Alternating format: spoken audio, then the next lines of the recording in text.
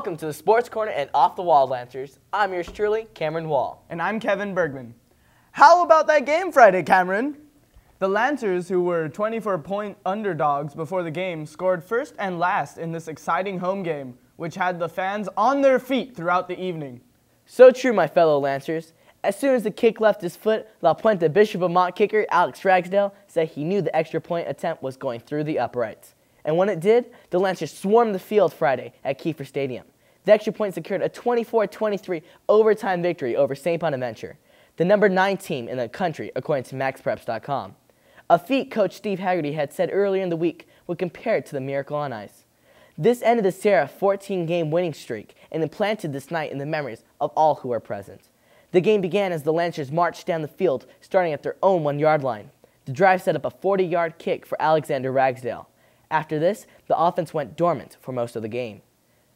The lead went back and forth the entire evening, as every Amat score seemed to be answered by an equivalent St. Bonaventure touchdown. However, the spark of number 1, Darian Johnson, ignited the Lancers as he returned a kickoff in the second quarter for a 91-yard touchdown. After the half, the Lancers tried to get their focus back. When the Lancers came out, Darian Johnson wasn't done yet. In the third quarter, he scored again on an 84-yard interception return. The announcers on IBNSports.com even said, "There's something special about this kid." Darian's performance Friday night will be remembered for years to come. He was not the only Lancer who impacted the game. Defensive linemen Giovanni Marquez, Daniel Kane, and Julian Jenner held their own all night. Even defensive end Jordan Wall, who faced the number 8 prospected defensive tackle in the nation, according to NBCRivals.com, Giovanni Di Pualo, who is also already committed to USC. Bishop Amat safety Davis Cazares played one of the best defensive games in Amat history. His biggest play came in overtime as Davis slipped in to block the St. Bonaventure PAT, which became the biggest difference maker in the game. As the Lancer offense came back out onto the field for overtime, hopes were sky high as quarterback Jerry McClanahan completed a beautiful pass to number 1 Darian Johnson. This brought the Lancers to St. Bonaventure's 3-yard line. The Amat stands began to chant, "Amat, Amat," as we closed in on the end zone. After 3 failed attempts, Jay Anderson finally pushed it in for a touchdown. The stands erupted, but the team stayed composed as they knew it was not over yet. As Alexander Ragsdale PAT soared through the uprights, the Amat fans rushed the field. Flashes of St. Paul games came to the minds as players and fans gathered in the center of the field. All the announcers could say was, "This is what football is all about. This program is the creme of the creme. These fans are the creme of the creme." Students described it as a dream you didn't want to wake up from. The 24-1 underdog Lancers put up 24 points in the game, while the Sarahs were shut down at 23. Andrew Boomer bring us these reactions from the evening's happenings.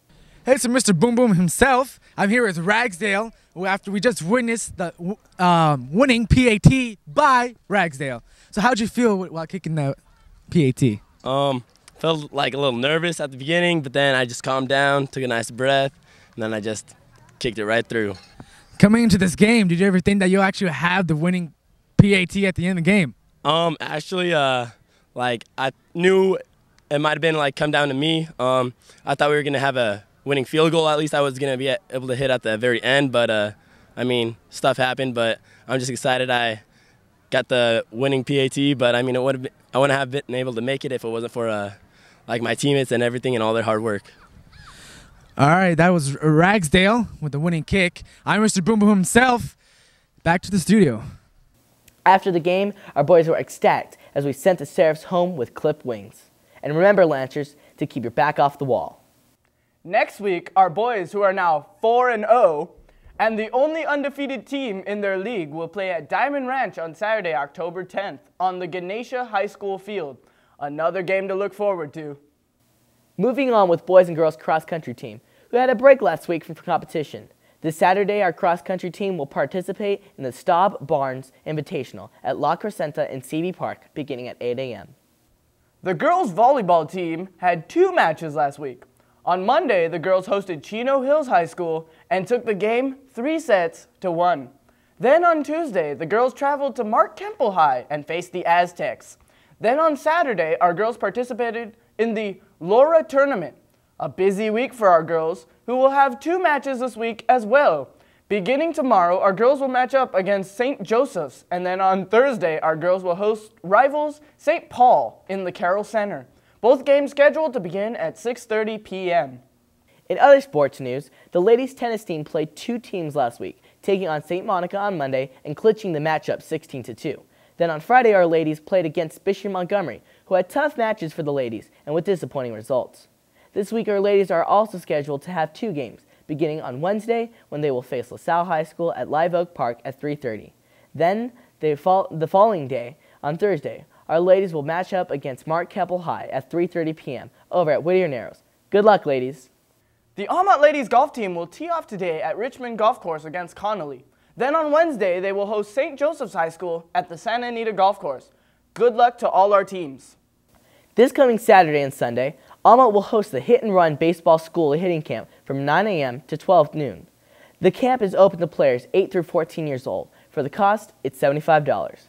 For more information, call 626-818-3142 or email zuni24@charter.net. And if you want to catch up on any sports team or general info, go to thelance.org. Well, that wraps up another edition of the Sports Corner. I'm Cameron Wall. And I'm yours truly, Kevin Bergman. Thanks for watching, and go Lancers!